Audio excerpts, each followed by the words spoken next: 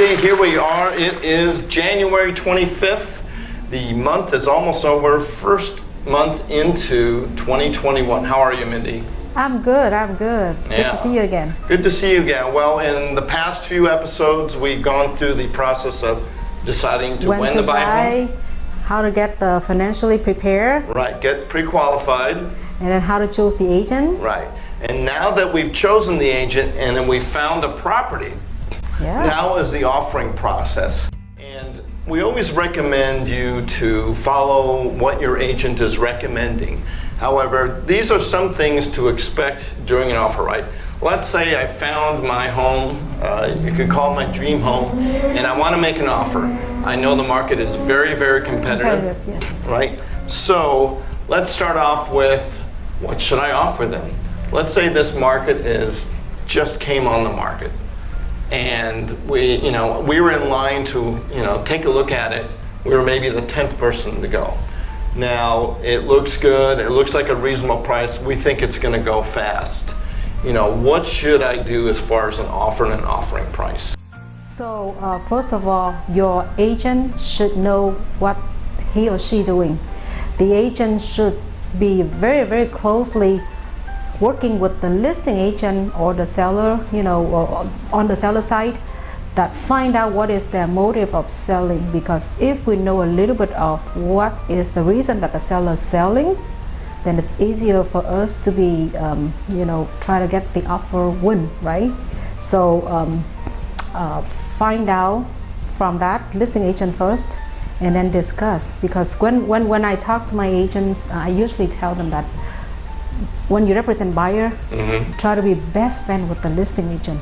Oh yeah. Because if you are best friend with him or her, then it's easy for you to win as a team. Right. And with our process of looking for that ideal agent, you probably picked one that does have a very good reputation, that knows all those agents. Maybe they see him at the weekly real estate board caravan, or they just have been in the business a while. So that's the advantage of having an experienced agent that knows that agent. Say, hi Jim, I have an offer for your property, but it's not like someone you don't know and they have a rapport with him. So Jim, what's it going to take to get this deal done? And maybe they'll give you some insight on why. Exactly. But that's the agent's job, not really the buyer's job, because that's their expertise. Yeah. Let them decide, and then they will let you know how they feel. How strong is this property going to need to be overbid to get it? Exactly. Maybe it doesn't need to be overbid. Maybe there's a very good reason why the price seems good. Right. Maybe we don't want to find out in the middle of escrow why there's a big old crack in the foundation or something that they didn't disclose yet. So very important factors. So let the agent find out all the facts about the seller and then the property, so that the agent will advise you what the best offer to make. Right. Let's say I made an offer on a property, and there was like multiple offers, I guess. We were one of whatever, and we got a counter offer back. Right. And it just looks so unreasonable. But I really do want the house. It's just I'm afraid that it maybe won't appraise. What do you recommend in that situation? So first of all, when the seller look at the offer, they will counter first, most of all, about the price. Price is the most important item on the counter for the seller. So pricing, is that price counter back is reasonable for you? Can you afford it? And then secondly is the financial, can you afford? If you finance the property, if higher price, counter back higher price, can you afford a little bit more? Can you have a little bit more down payment? And all the contingencies date, which is loan contingency, appraisal, inspection, all those days reasonable or not, you gotta be consider that. But if you really love that property, adjusting a little bit will help with you to get the deal. Otherwise, if you focus on those details, you will lose that deal. You will lose that property that you dream of. Right. Yeah, I think it's very difficult. Many buyer situations, when they see their first home and they think, well, it's just my first home I saw, and I'm like, well, maybe there'll be another one come along. I don't know about you, but many times I have said to myself on the first house I saw, I said, nah, I'm sure there'll be more. And then 3 houses later, like, oh, doggone it, I should have got that first one, right? So it doesn't matter when that dream home pops up, whether it's the first house you see or maybe the 100th house you see. You've been clicking away anyway on the internet and you probably were able to compare. This is really true. This is my true story. I want to share with you my true story.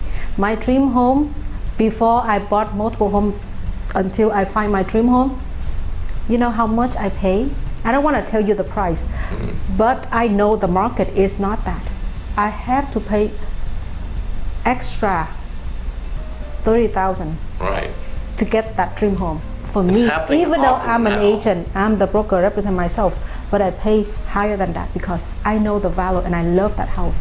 The house that you live in, a very emotional home, so it doesn't matter if it's high a little bit, it's worth it. Right. So in other words, it may seem like a lot at the beginning, of course. Now, after you've already owned it for a long time, Exactly. does that 30,000 is nothing, It right? doesn't Compared matter. to what the Yeah. value is now, right? Because you're gonna put in money to remodel anyway later on because it's already there. The items, the things that you like is already there. You don't need to put extra money Right. to turn that into a dream one. Right. Now, sometimes the challenge is when you do overbid on a property, you feel like you're having to, get a pricing that's higher than you might even be comfortable with.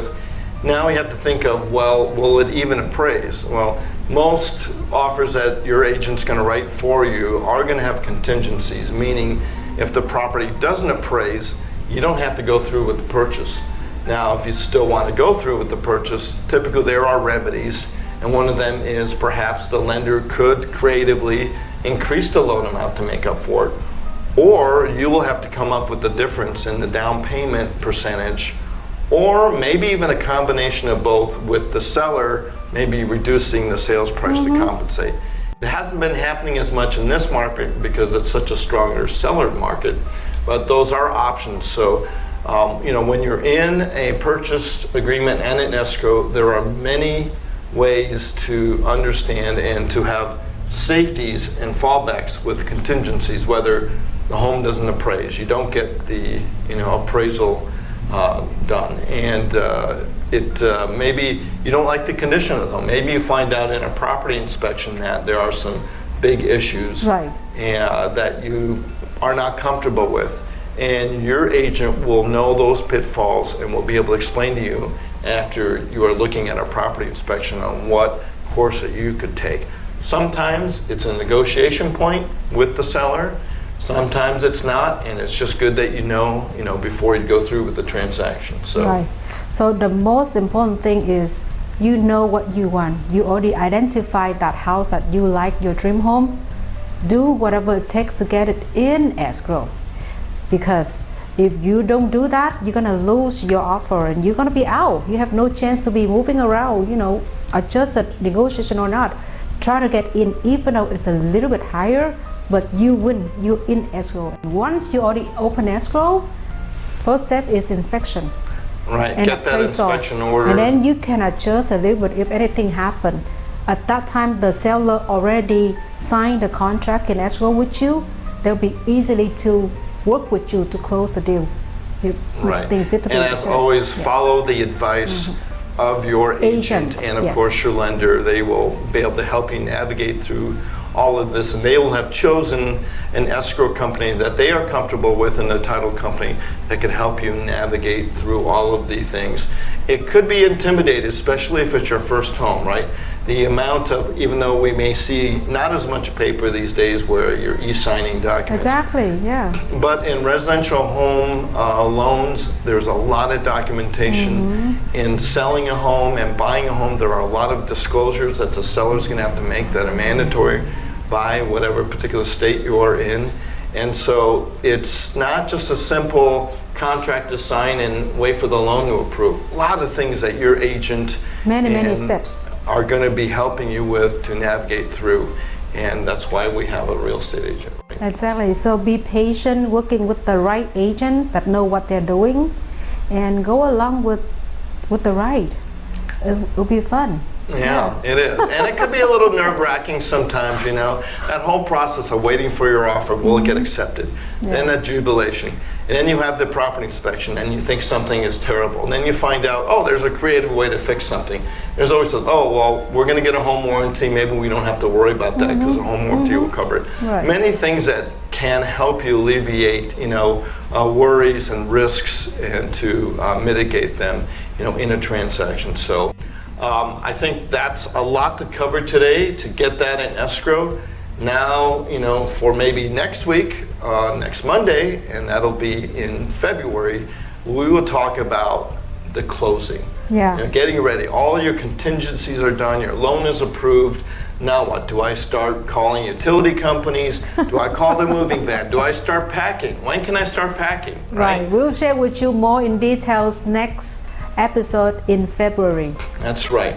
Well, thank you very much, Mindy. This has been great to talk about the adventures of getting into escrow with home. Let's figure out how we're going to close that escrow in next week's episode.